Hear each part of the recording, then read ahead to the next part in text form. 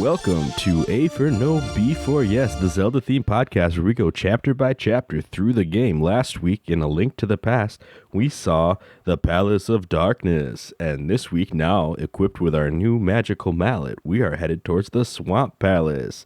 As always, I'm your co-host, Ryan Fonzie, and with me are...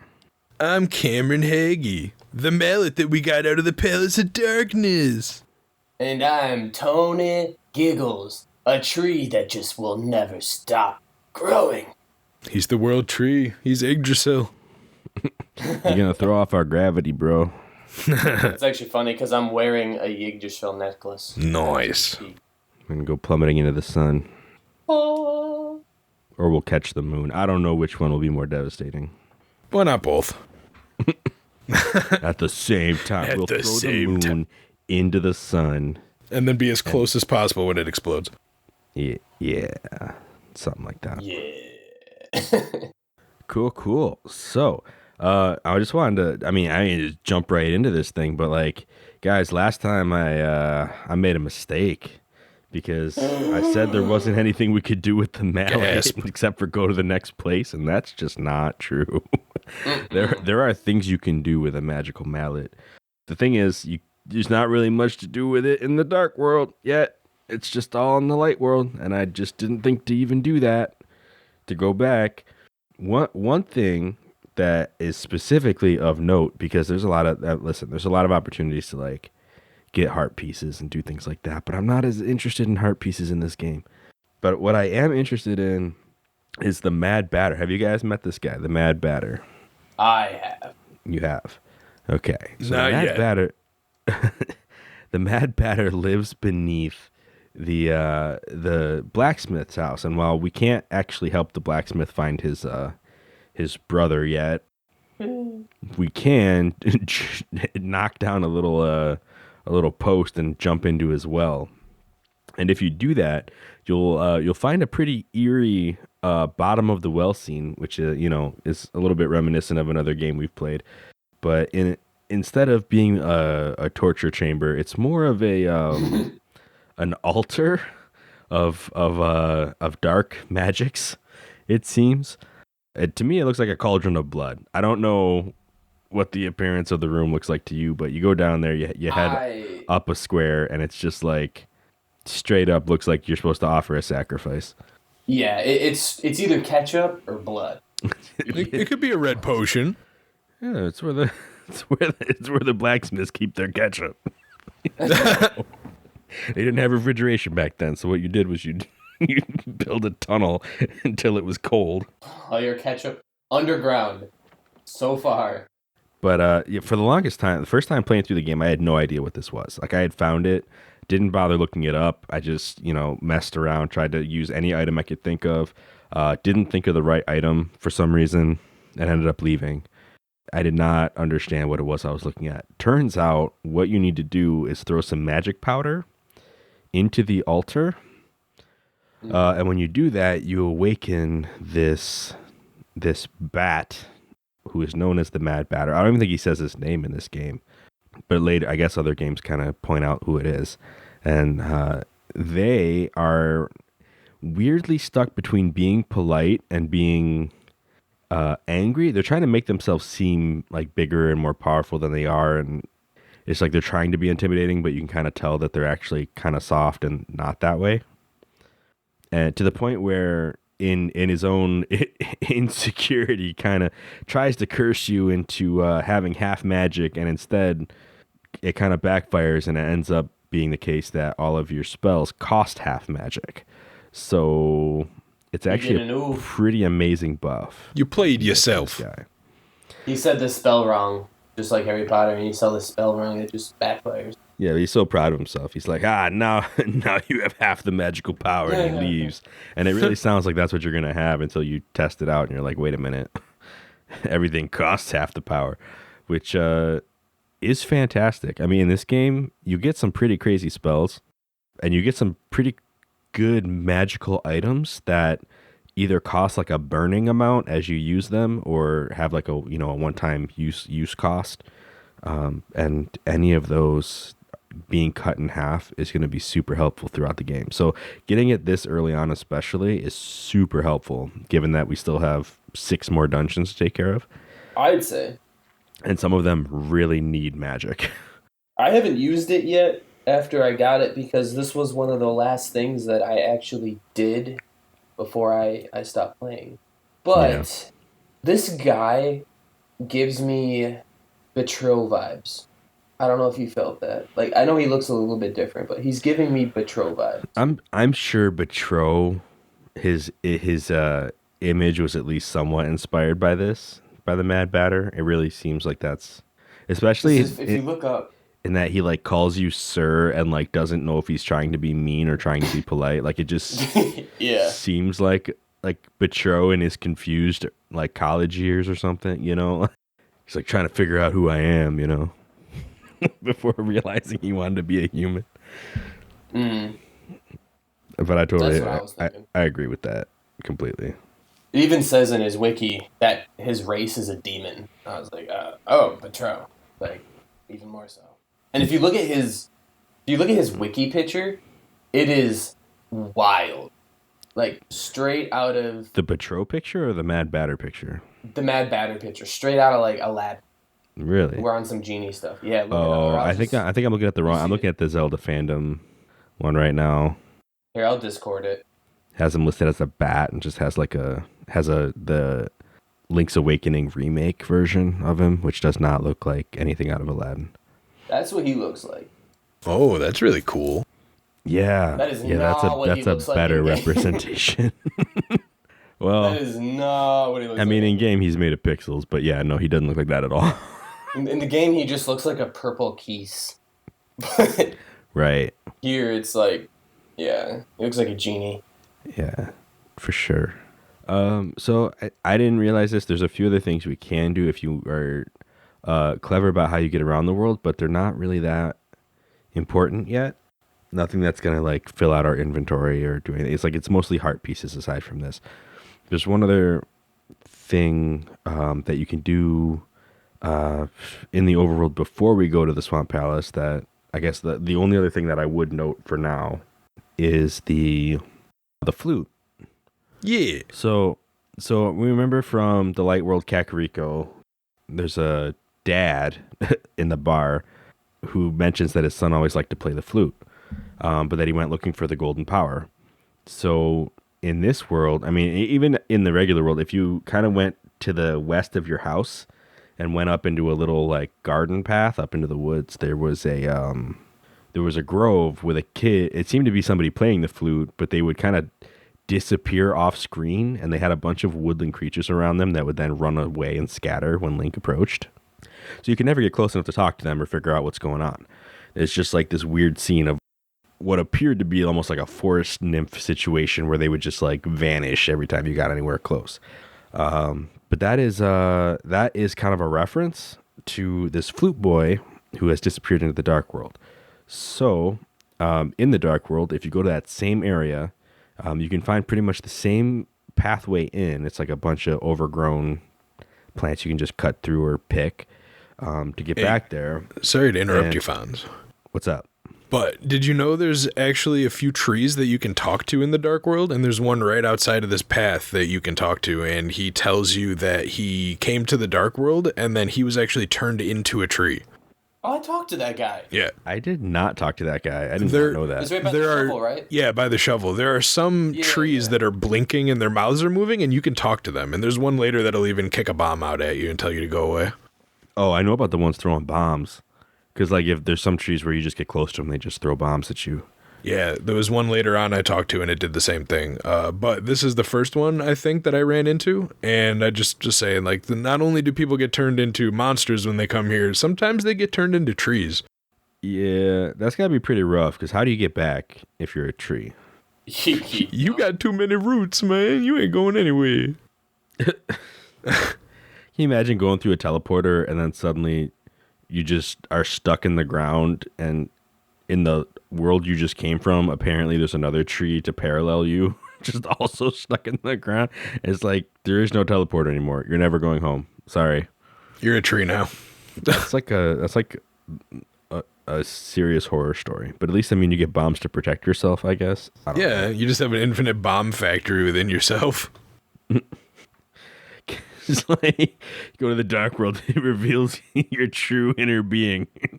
So what you're saying is, I had this calm exterior, but I was really explosive on the inside.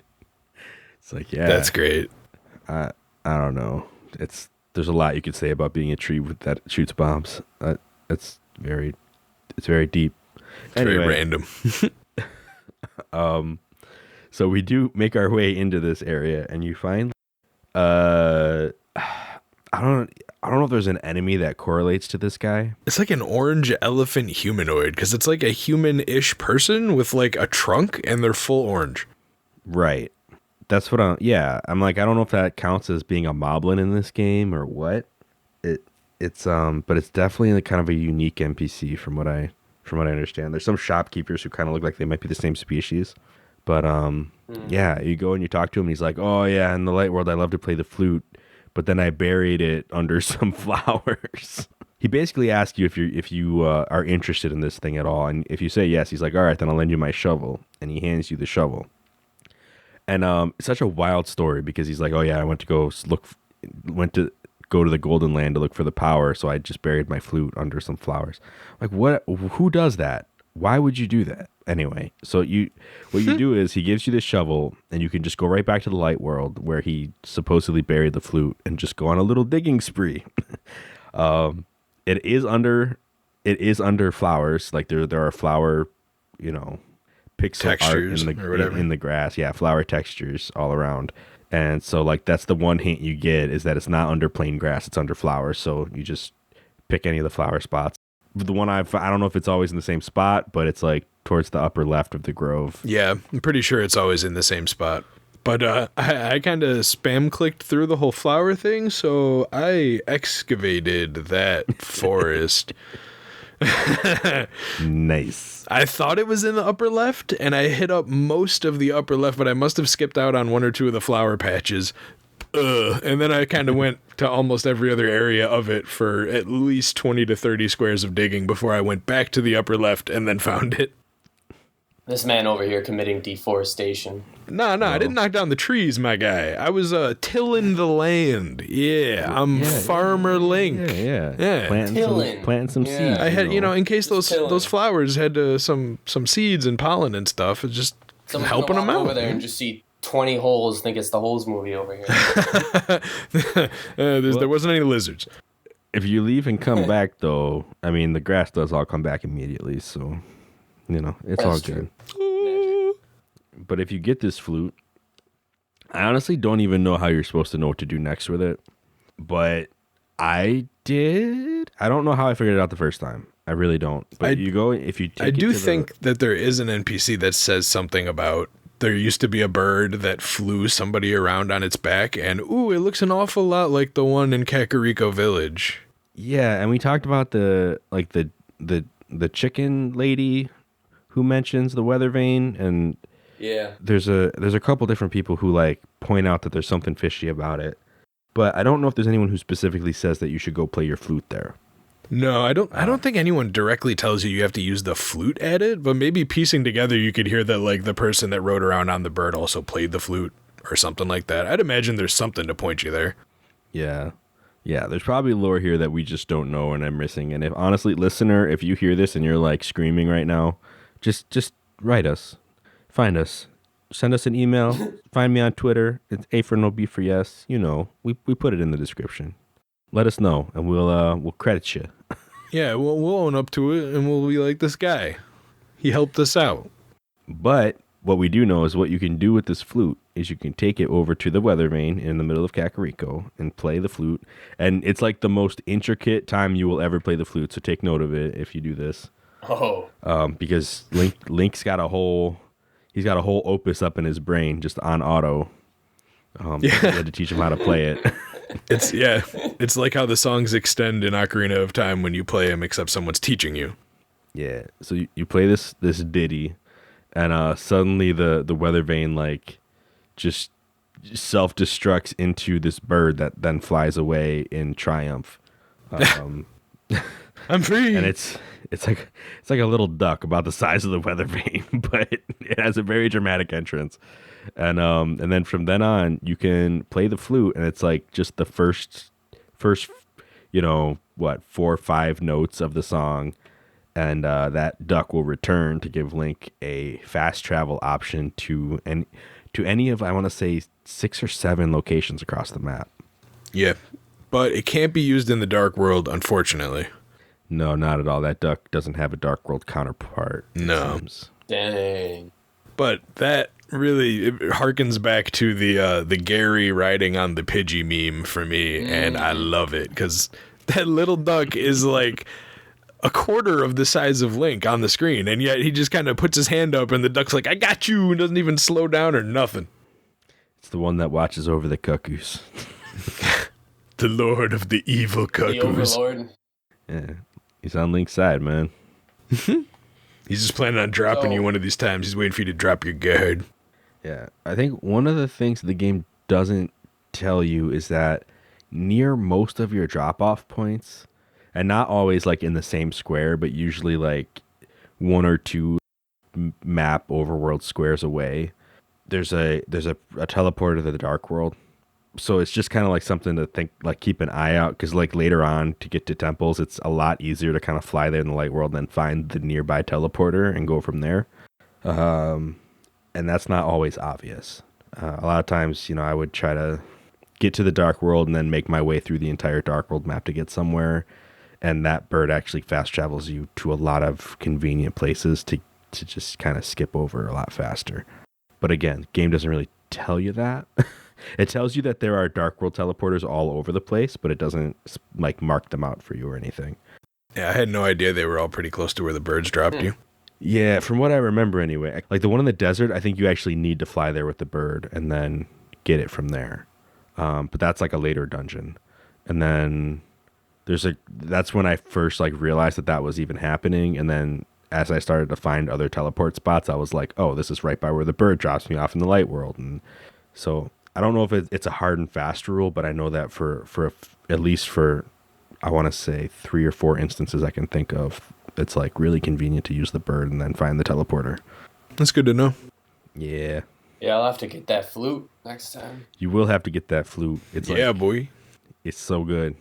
So now we have our shovel and our flute and our magic mallet and our doubled magic power. We can head back to the Dark World and we can scoot on over to the Swamp Palace. So I actually had a slight issue getting into the Swamp Palace, and I think it has to do with just the limitations of the games back on the old hardware. And so, before you actually go in, you have to go into the Light World version and pull a switch to make the water flow, or else you really can't get anywhere in the dungeon. Yes. Mm-hmm. Now, when I tried to do it, I went into the Light World just originally. I basically flew there with the Super Duck into the spot, and then I went in, I turned the water on, then I went up and I found the teleporter and I went back down. And the limitation I think I found is that if you do that, the water is no longer there in the palace. You can't move multiple screens on the overworld and then go back and have that water still be there. And it actually took me a minute to figure out I had to go there in the Dark World, use the mirror, leave behind a portal, go in, do it, leave, and then immediately go back to the Dark World and then go into the palace is like the only way to actually get it set up right. Yeah. So that's an interesting thing to note. You could actually get stuck at that point if you think you have to turn it on and then go to the portal. If you don't use the mirror specifically, the game will not let you get past this point. Yeah. So this is like the rule of everything that happens in the Dark World has a corresponding action in the Light World. This is like the one major time where they actually ask you to do that. Yeah. There's a few like the Spectacle Rock trick where you teleport in a certain spot.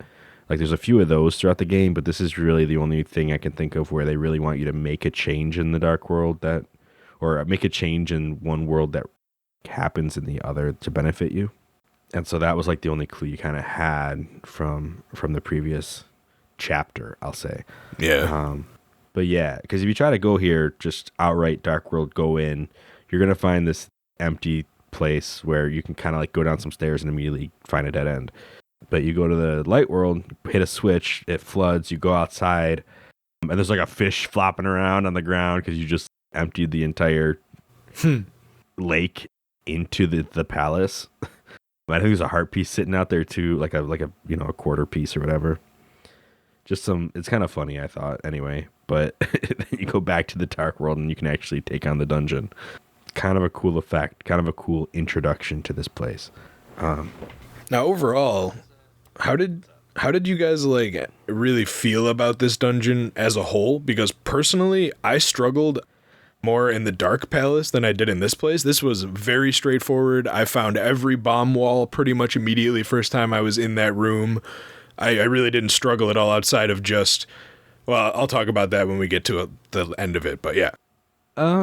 Well, this, like many dungeons in this game, I do tend to take a lot of damage from things, especially when it's like going up and down stairs or jumping off of ledges down into places where there are a lot of like fast moving enemies. Why don't I just go on a small rant when you brought that up? Because the fact that I can throw a bomb from the top of these stairs to the clear bottom of these stairs and have that bomb explode on a different layer that doesn't exist to the things underneath makes me want to chuck my Game Boy at the wall. I've done that. This dungeon. You cannot even hurt the enemies at the bottom of the stairs. You cannot go down those stairs without taking damage. Yeah, there's a couple places like that where it's just horrible. That is super frustrating. There's a later part in this dungeon too where there's a room that's got some skaters on the water, and the only way in and out of those water is a couple different ladders, and if you go into the wrong ladder, they're gonna be right on top of it. You cannot get back down or hurt them. You have to just take damage. Yeah, this there's a lot of far. It's like damage taxes in this place. It's weird. Yeah, pretty much. This might be a little far in to the dungeon. No, I don't think it's too far, but it's just a room where there's the hovers, they're called, which is the water bugs. You would think they're tektites. They're not tektites. They're just called hovers. Huh. And the water gibbos. I think you're talking about the same thing. Those are the dudes that swim through the water really fast and bounce off walls, right? Yes. So, when I first got into this dungeon, I had no clue what I was doing. It took me a while to even realize, you can hurt these guys. I thought it was like, oh, I better steer clear of this because it's just straight up water. Yeah. You know? Like, I'm like, maybe not hurt them. And then I realized you can actually just one-tap them. And I'm like, this whole time, I went through half of the dungeon, and you get one hit? They do look so like annoying. There's just supposed to be a environmental hazard because they're made of water. But yeah, you can just cut them and they're done. But they do move pretty fast for that even. So I don't know. There's a lot of that. There's a lot of that going on in this temple. Overall, because it wasn't my first time recently playing through it, I knew a lot of what to expect. The first time I played it, I think I had watched somebody stream a little bit of it. So I knew that somewhere in this dungeon, temple, whatever you want, palace, whatever, there was like a waterfall that you needed to walk through. Yep. Mm-hmm. And had I not seen it, I would have never known to even try that. Like, I would not have thought, oh, if I just walk into this waterfall, there will be a hidden passage. I think you would have. Because it very clearly shows on the map that there's a room coming out of that room and that it's on the right side. And that it's exactly where the waterfall was. A map check might have got me there. You're right. That's how I got there. Yeah. No, there's stuff like that in this temple where, there's some supply rooms with bomb walls and stuff like that. And there wasn't anything that super stumped me. Like, I definitely went in circles a couple times. Because there's like one area where you need to hit a blue switch, like one of those blue and red switches, to get to like a lever to open up some water and do that. And then later on, like 3 rooms away, there's like some red blocks up in the air, and you need to go all the way back and hit that switch again, and then go back to another room. Like, you have to find another way through. So like the switch would block you. You had to have it in the way that blocked you from immediately getting back to the room you wanted to, and then you had to take a roundabout way to get back to that room to continue on so that they're down later on. Right. But you didn't know you needed to do that until you got down later on at least once. And that was the part that, like, it felt like it took so much time to just like backtrack through the temple and do all these things over again. I wasted yeah, like 5 minutes part. just looking around for another switch until I was like, apparently I have to go all the way back to the other one. Yeah. No, it had some water level issues for sure. Well, I mean, overall, I have fun with this dungeon though. The boss is like, I mean, we'll talk about that when we get to it, I guess. But like, Yeah, we that missed that one. was a highlight for me, is what I'll say. But the other highlight is when you get the hook shot Yeah, boy. after doing all that crazy roundabout stuff, because that's how you get the big key, and then you go back and you get that hook shot, and suddenly this whole place becomes trivial and fun. Because that's a whole second level to that one room. It's like one of the first rooms you head into. There's all these big platforms, and just water channels going through them. And really, it's just a pass through the first time you get there. But after you open up that big chest and get the hook shot, suddenly you're like shooting around at different like little pillars and getting keys and stuff. And it's just a good time. The hookshot is the best thing to fight the jellyfish with. I forget their names, but all the jellyfish die in one hit from the hookshot, regardless of anything else. Yeah. The jellyfish have the same name, actually, of the jellyfish in Ocarina of Time. Yeah, they're like Bari, right? Yeah, and Baronade, same name. I just didn't realize that you could hookshot skulls. No Zelda game have you been able to hookshot a skull on the ground. It's always been a pillar or like a target of some sort. I guess that's what the new age that Ocarina of Time brought in. But like, it took me a second to realize, wait. There's a cliff and then kind of like a separation. I didn't even realize the hookshot could go that far initially until I actually just let it rip. And I was like, oh well. Yeah, it's like the primary thing you hookshot to in this game is skulls. The skulls. Yeah. I'm like, what? Wouldn't you just bring the skull with you? Mine like game physics for a second. Like, you hookshot a skull, you're bringing that thing with you. Yeah, like you weigh more than that. So realistically, that the hook shot that goes boing, which is, another thing that gets referenced in later games, is gonna boing that back to you. It's not gonna boing you over to it. Yeah. But it's definitely an enemy killer for sure. I was using that thing to kill the water guys and the jellyfish, like Cameron said. Yeah. It's nice. It's a lot like that moment when you get the boomerang in Jabu Jabu and suddenly everything just becomes a boomerang problem. It's like everything in this place just becomes a hook shot problem, and it's easily solvable as long as you have that equipped. Pretty much. So yeah. But yeah, and after you get that is when you end up in those rooms where you need to know to, like, you go through a waterfall and just a few extra pathway, because after you get the hook shot, you're pretty much on the boss run at that point. So the game throws a few other little curveballs, but really it's nothing major, and we end up getting to our Baronade boss at the end. Are you ready for his name? Yeah, Ready? What's his name? Arrghus. Argus, yeah. Nice. Bargus the Baronade is what I'm calling it. and it gets better. Hold up. It gets better. Oh, the little dudes, or what are they called? Little bubbles, okay? Little bubbles are called Argis. Argis. Argus. Dude, it's Argus and the Argis. I love it. Bargus and the Argus. Oh, goodness. Episode title.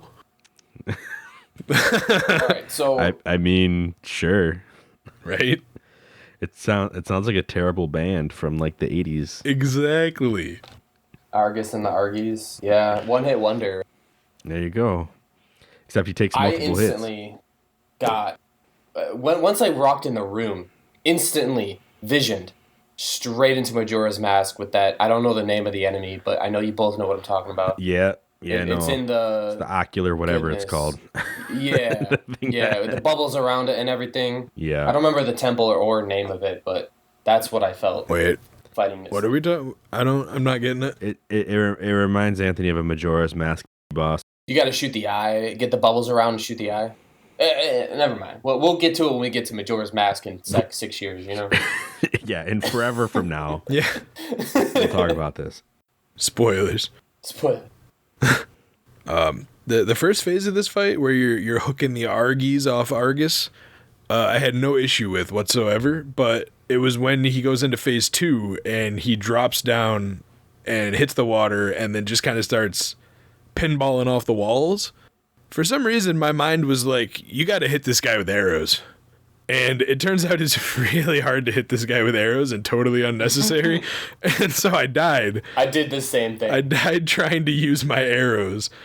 And then proceeded to die like 8 times trying to run through the rest of the dungeon to get back to him without any fairies and starting with like the 6 hearts that the game gave me, and got really frustrated and ended up putting it down for a couple days and had to come back and go visit a fairy fountain and get fairies in my bottles and then go back. And that's when I beat it by using my sword.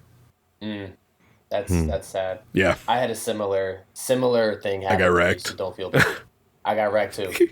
I fought him. And I did the arrow thing first, at the same way, and I died. And then I was like, I have to run through the entire dungeon. Yup. Finally got back to him, and I was like, no, we are Dark Soulsing this. We're using a Stake of America right now. So I created a suspend point, because that's what the Switch lets you do. So I created a suspend point, suspended right before the boss room. I went through the temple. There's like a few side rooms before you get to the boss that you can max hearts out. There's like a few skulls and jars you can break. Maxed my hearts out. I found a fairy somewhere in the dungeon. Don't remember where that was. I think there's a chest room with like 4 treasure chests. And then if you go to the left of there, there's a bomb wall that you can break. Huh. I believe that's where it was. Anyway, I found a fairy. I come back in, proceeded to die like at least 4 more times. Oh, I straight man. up Dark Souled this. I think I beat him on my 5th or 6th try, and it was not pretty. It wasn't even that hard of a fight. The beginning part's so easy. It's when he starts bouncing off the walls. Yeah. Oh yeah, because the beginning is you know, you just pick off a piece and chop it down, you know, and then once he's down to just him, it's like fighting the old DVD logo like screensaver where it's just bouncing from corner to corner. You kind of gotta like predict where it's gonna be based off of just The Windows XP boss fight. pretty And the hardest much. part is when he jumps down and then just proceeds to just skid across the ground, and you have no clue what direction he's going. Oh, and you want to know what else is great? You remember... Okay, I'll stop talking like that. You remember those rocks that fell off of the mountain and how the rock would be nowhere near you? It's supposed to be midair, but because it went through your character model, it hit you? This guy does the same thing, even if he's dropping down to the very bottom of the room. If you are up at the top of the room and his model even touches you, you get hit. Even though he's supposed to be in the air in a totally different area of the room, because he went through your character model on his way down, damage. Yeah, them old school hitbox is really something, huh? Yeah. I mean, all they had to do was make the character model not have a hurt box on the way down until it hit the ground. What are you doing? What are you doing? Oh, goodness. Yeah, but no, I mean, that's, yeah. I mean, so eventually we get the timing down. I mean, you have to do this, like, more than 3 times for whatever reason. Like, he just keeps falling down. You just have to keep hitting him. He gets mad, gets fast. I think it might only he dies. It might only take 3 tries if you hit him with spin attacks each time, because they deal double normal strike damage. Yeah, maybe. I watched a YouTube video after this fight because I was like, there has to be an easier way to beat this man. There is. You just have to hit him with the ice rod 4 times. And that's it. No. Wait, is that before you even take the Argis? No, after Argis, okay. You hit him with the ice rod 4 times. But the ice rod's so fast that it's really hard for him to outrun that. Oh. Does he always drop in the same spot? So could you just like sit there and wait for him to hit and then hit him with the ice rod immediately? I think he drops in response to where you are in the room. Mm-hmm.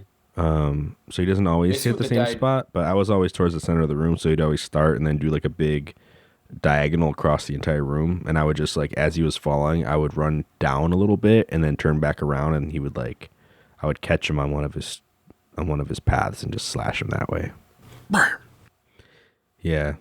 To me, it's easier to track him if he's on the big diagonal rather than actually hitting every wall of the room over and over. You know, like if he's making a big square, you are gonna have a bad time. If he's making a big one line across the room, it's a little bit easier to predict him and hit him. I'm good, man. I played Rocket League for 350 hours. If I can keep track of that ball and all the other people hitting it, I can keep track of where this guy's gonna bounce off a wall.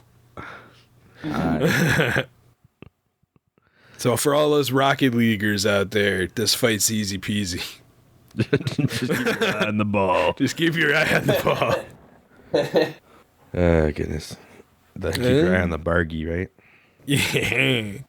The Argis. Then we get our heart container, we get another big old heart, and then we get a crystal, and we get a cutscene. We saved another princess. Or maiden, sorry. Well, it's one of the maidens here, and this one gives us lore we've heard. Yay! Again, Reiteration.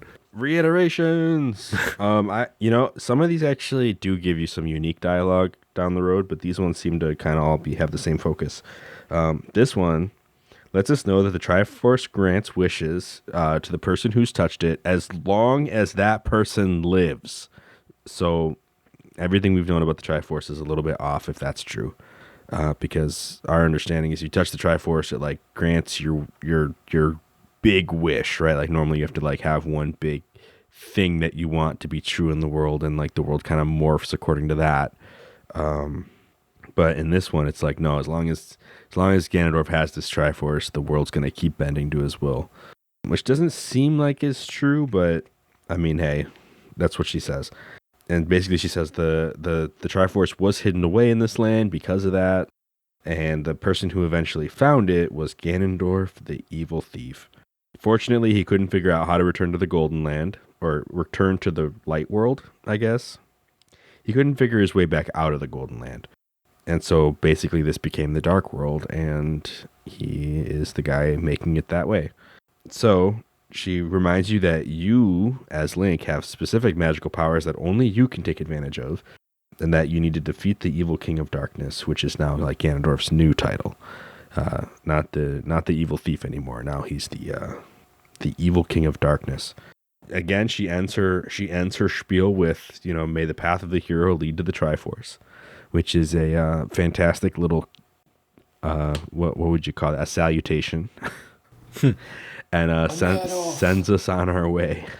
So I think the bit about him constantly having influence over the Triforce makes sense in this game's universe, because in like Ocarina of Time, for example, as soon as Ganondorf got there and touched it, it was like, whoa, this guy's not very balanced, and split apart.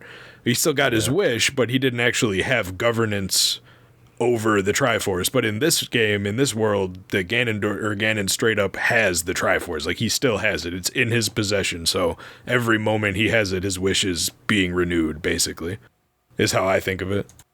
Yeah, it seems like eventually down the line it would be like, well, I wish for this fight to be a lot harder for Link. And like, like you think you'd have some new wishes that would make things a little more complicated, and that's never part of the plot. True. I mean, maybe that's what his powers are. We could go into the details of that fight right now in this talk, but I don't think we should. I wouldn't know a thing. Yeah, no, we don't want to spoil it for him. But yeah, with the power of the hook shot, this is the first time that I had ever figured out how to get to the rest of Dark World Hyrule, because there's one specific place you can hook shot across the river. Yeah, it's by the witch's hut, yeah? Yeah, over by the witch's hut. Turns out a lot of walkthroughs will actually have you fly the bird over to some other area and just find a teleporter. It'll take you over to the Dark World in different areas that I would have never even known were there. So at least for me, on my first run and on this run, I did the same thing, and that is use that hook shot spot to get across. Mm-hmm. And I guess if that's the common experience, then this would be the first time that we would run into the Dark World version of the graveyard that is outside the sanctuary. First place I went after that cross. Yeah. So there's a specific tombstone on the upper right-hand side, like the northeast, you could call it, corner of the graveyard, that you can't really get to yet in the Light World, but you can get to it if you go into that square in the Dark World and then use your magic mirror. And by doing that, you can kind of like sneak your way in there and do a little dash into the grave, into the tombstone, and it'll open up a secret path that'll give you your magic cloak. This thing is fantastic. It's actually like the B tier of a set of items that you can get in this game. Because there's actually a better item that you can get that you are going to have the best time getting once you have the magic cloak. So what this cloak does is it makes you invisible and immune to most damage sources. I think actually all damage sources, you could say. It lets you pass through certain things, but not anything too crazy. Mostly just enemies. It's like this red cloak. It's basically like an invisibility cloak. Like you put it on and that's what it looks like. You just kind of disappear off screen, nothing but a shadow, and you can kind of run around that way. Man, there's just Harry Potter references left and right. First we got the bat going to Diagon Alley instead of Diagon Alley, and now we've got an invisibility cape. Pretty much. And you can take this cape up onto Death Mountain and find that weird cave that has all the little spikes coming out of the ground. And there's a couple little like pink like little bonkers. Yeah, little whack-a-mole guys. And if you smack those down, you can use this magic cloak, especially if you have the half magic that we talked about at the beginning of the episode. And you can run across all of these spikes that are taking up this entire path. And if you run down the entire spike path, you'll find a chest at the end. And if you open it up, you can get a staff. And I actually don't even remember what the name of the staff is. Hold on. I didn't get that yet. I did not either. Basically, once you have this, the cloak is obsolete. Oh. Yeah, the Cane of Burna. So I guess this was featured in Soul Calibur 2 as well, which I did not know, but that is a fantastic piece of trivia. Yeah, it is. But this also protects Link and keeps him from taking damage. It doesn't turn him invisible, but it puts up like a little barrier field around him, and it takes less magic than the cloak, and so it'll last longer, and it has the same effect. So a lot of times, I don't know if it's a speedrunning thing or what, but like a lot of times if you watch somebody play this game, you watch somebody stream and they have this cane, they'll go into a boss stream, straight up just pop it and just go to town. Because you can just run in and just ignore damage and just do whatever it is you need to do while this thing is active. That's awesome. Yeah. Yeah, it's super helpful. If you get it, you can get it pretty much right away. Because nothing's stopping you aside from having the hammer and the cloak. The first time I ever got this item, the Cane of Burna, I did not know about the cloak, and I did not have the cloak. And what I did have was like 2 or 3 fairies and the will to keep moving. No. You made it though? I made it. Yeah, I took a lot of damage, but I made it to the end and got the cane, and then used the cane to get back out. So it actually ended up working out because I had no idea what was in the cave. I was like, if worst comes to worst, I'll just game over and go back to my house. But That's great. At the end, it was like, this will keep you from taking damage. I was like, oh, bet. Let me escape with this. So I wanted to talk about my experience finding the cape, because I didn't know this was a thing. I didn't know this was part of the. I'm just playing the game as my first playthrough. I almost died in the graveyard. I was taking mad damage. I think I had like 1 or 2 hearts left. I instant panic mode, just complete panic mode, ran into the corner where it is the corner of the gravestone.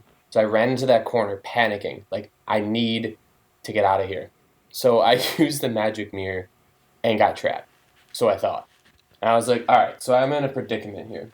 Either I go back to the dark world and die, or figure out a way, something like, why is this like blocked off? There's got to be something with this gravestone. I figured out, how to get into it, and story's history. But yeah, I found it by accident because I was dying. Okay. Just straight up. Yeah. It was one of the best finds in this game. I was like, I get an item for being a weenie? And it's an item that helps me be a weenie? Even better. No. I should have explored the graveyard. I just kind of sprinted on by it on my way to the woods. Yeah, man. Between between these new items and like the medallions that we've gotten and all of the other items we've got, I mean, I think there's only like maybe 2 spaces left in the inventory after you do all of these things, if you did them all. So it's kind of crazy because there's still, 6 more dungeons to go through. So it's just like you can fill out your inventory really fast in this game. Like before you're even halfway through it, you can almost have all the tools you could want. And it's pretty fantastic because of that. I think after, I won't get into it because there's future dungeons, but I mean it's gonna finish out pretty quick. There's like one item that we don't get until towards the end of the game, and for the other 4 dungeons before that, you can pretty much have a full inventory. So it's this game is very generous with the item, like with the actual tools that it gives you to get through things. It's really cool. I don't know. And that last item we get is not going to be that amazing. No, it does. It has a very specific purpose. It's kind of anticlimactic. Yeah. The thing that I was going to say about this is, like the 3 medallions. I mean, this is kind of common knowledge at this point, but the medallions that we get are kind of reminiscent of the medallions that we get throughout Ocarina of Time. And the idea that I've heard, anyway, kind of tossed around, is that this game was originally, in each of these dungeons, going to be giving us a new medallion. Like, originally there was going to be however many palaces there were. Like, each one, we'd save a princess, we'd get a medallion, kind of like, Ocarina of Time does it with the sages. But each of those medallions would then have a spell associated with it. And instead of having that, they're just like, okay, maybe not that. Maybe we just have 3. And we kind of put them in the overworld instead, and that way it's not really associated. There's 3 dungeons specifically that require them to get into. We're still not running into those yet, so don't worry about getting them before the next palace, But it's just a cool concept to kind of say like, okay, this game was originally going to be very heavy on the magic. I mean, it still is pretty heavy on the magic, but it kind of makes me wonder if the Legend of Zelda, I mean, if you know the Adventure of Link, you know that game is super magic heavy too. So magic. Yeah. It's almost like required that you're going to be using spells everywhere you go. It kind of, I'm wondering what the other 4 spells would have been, Like I wonder if Link was originally kind of written to be more of a wizard than to be just a sword and board character. Like straight up Doctor Strange out here just doing all these crazy spells. Yeah, if you think about it, as the games progressed, Link actually retained less and less magical abilities. Yeah. Take, for example, Ocarina of Time. We learned a few spells. Wasn't a crazy amount of spells like LTTP or Adventure of Link, but enough. Wind Waker, there really wasn't too much magic going on. There was a little bit. Right. And then with the coming... 4 Swords, I don't really want to talk about that. That had a lot of magic in it, but... Yeah, as the games progressed with Twilight Princess, Skyward Sword, and then even further with Breath of the Wild, you had a tablet to do everything for you. There really wasn't... It's just digressed with magic abilities. You became more of a warrior versus... Yeah, it definitely took on more of like the explorer role where Link had the tools for the job, and even the magical items seemed to be pretty specific in what they were meant for and what you could do with them, versus earlier games where they would give you a spell and it'd be like, well, it'll do damage in these areas, or it'll protect you in this way, or it'll warp you in this situation or whatever, and but other than that, you're kind of free to play around with them as much as you want, It's a lot less of that down the line. I will say, like, the Sheikah Slate's pretty magical when it comes to stuff like that, but again, like, they kind of play it up to, oh, this is tech. Like, this isn't really magic, this is tech. Yeah, it's just tech. It's an iPad. So, yeah. So they definitely didn't, like, keep with that whole Link is a magical character thing. Like the older Link seemed to be way more magical than the newer ones. I agree. And it kind of makes you wonder if Ocarina of Time was going to do the same thing, where like every sage gave you a medallion, and the medallion was actually going to be a spell.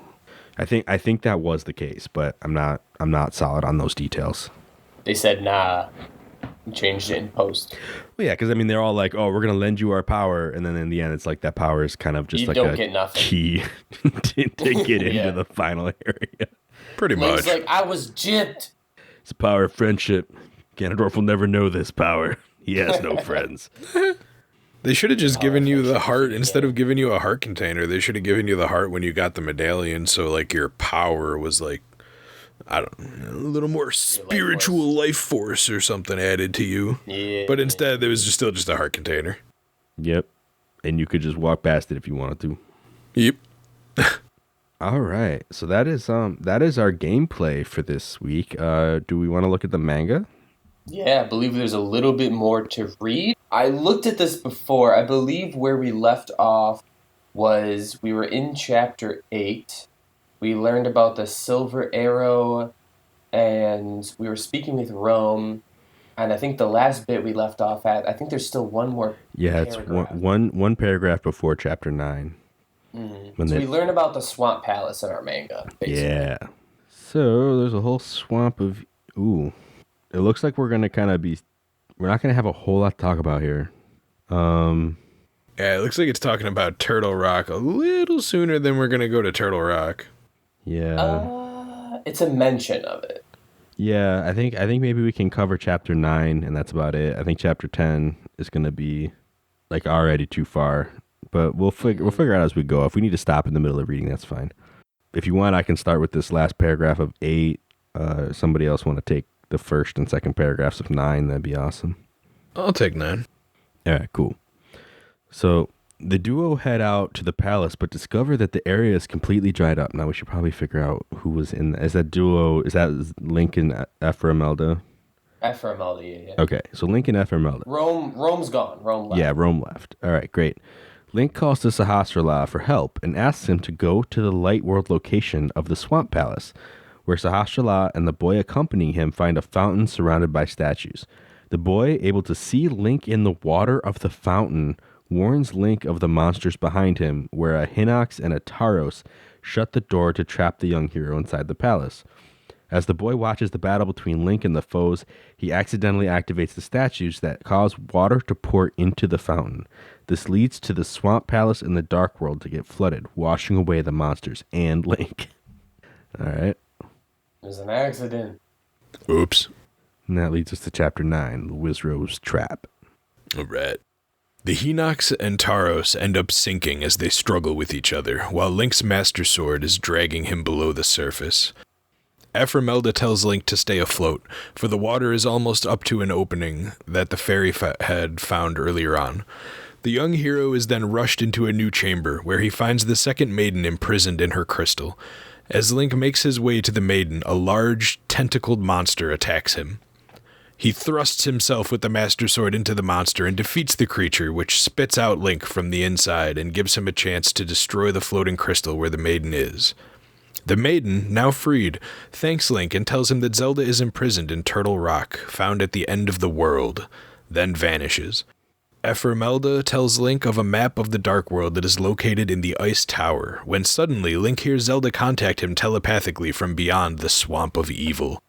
A4NB4Y, who cannot hear Zelda's calling, advises Link against going to the wasteland since it is too dangerous. And once they get in there will be no way to escape. She recommends that they find the map first, but Link disregards her suggestion, for he claims that if the wasteland is as dangerous as she says, then he has to rescue Zelda as soon as possible. Nice.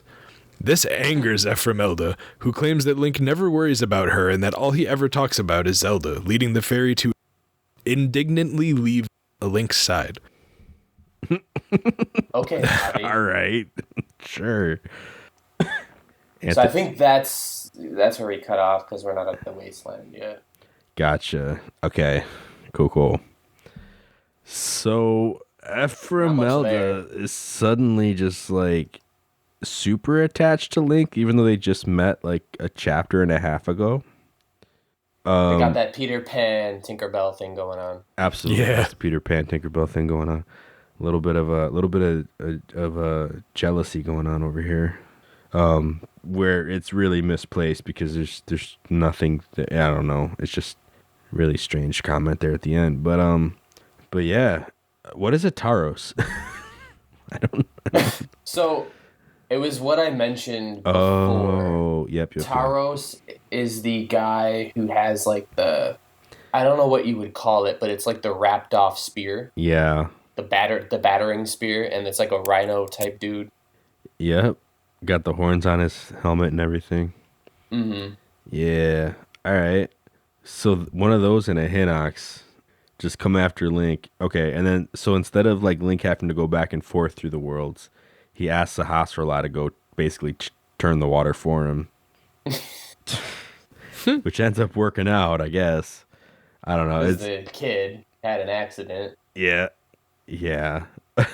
But it all works out. Flooded the entire There's a tentacle monster. He gets some intel. Him and Ephemerald have a fight. I mean, this is pretty straightforward. This is a pretty small section of this manga. True. If we assume that the part that doesn't really make sense about Ephemeralda like getting attached to Link, maybe that's not necessarily her saying like, "Oh, you're always talking about Zelda. Why don't you talk about me?" kind of thing.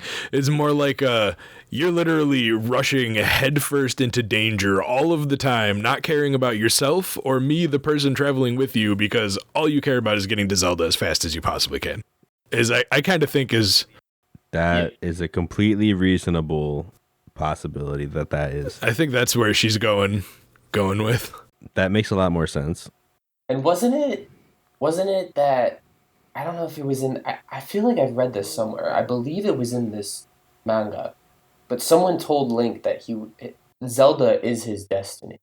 I know those words were mentioned somewhere. I don't know where, but someone said Zelda is your destiny.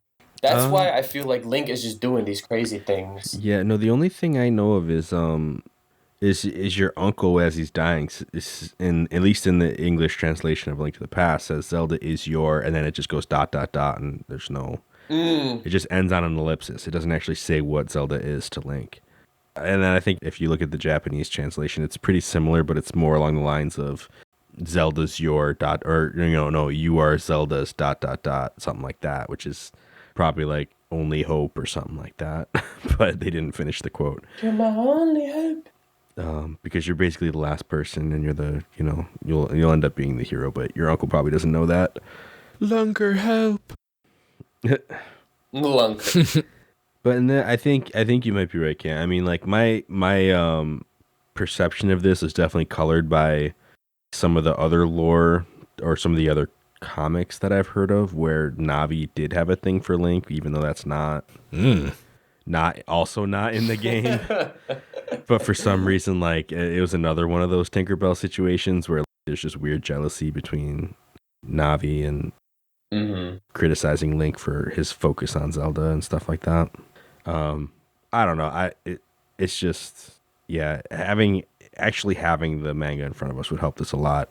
But yeah, I mean, so it's funny. It seems like they're going to kind of give excuses for Link to go to some of the other places that we're going to see in game.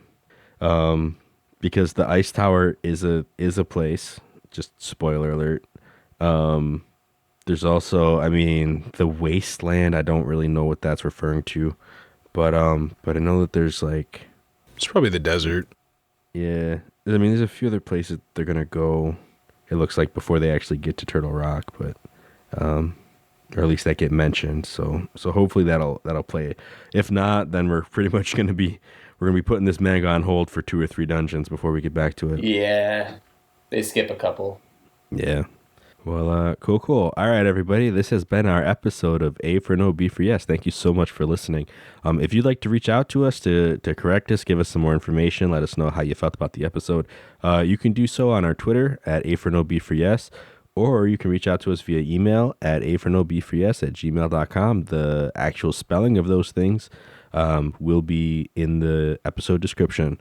So yeah, catch us next episode in a few weeks from now, and we will be returning with I don't even know what it's called. It's like the Dark Forest Nonsense Palace. But yeah, catch us then. thank you all for listening once again, and we'll catch you next time. Don't forget to check out our streams. And did you get all that?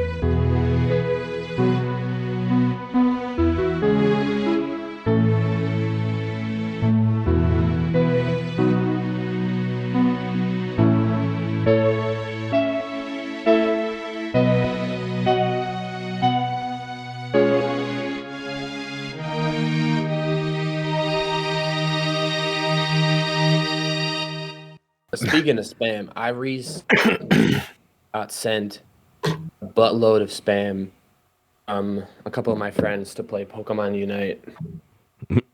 No, I thought you meant like literal spam, like they sent you canned meat. Well, they're sending me like videos of moves and characters and new things and items and memes, and there's been at this point like between the both of them like 30 things, and I'm like, I like Pokemon Unite, but not. They're trying to get you to play Pokemon Unite or the new Pokemon. Which did you say? Pokemon Unite, because there's like a bunch of new characters now. There's like Azumarill, who is apparently one of the most OP characters that the game has ever seen, and so is Hoopa. Honestly, I could feel that about Azumarill, because I remember Steve Robish obliterated my team once with an Azumarill with double power, which I think was its hidden ability. Oh, Makes the thing hit like an absolute truck. Dude, the thing Especially has, when you have 100% accuracy with Play Rough, you son of a... thing has like just pound you with water moves, and then Hoopa, like it's just straight trickery. Like you can spawn fruits, you can transport people to different places, and then transport yourself.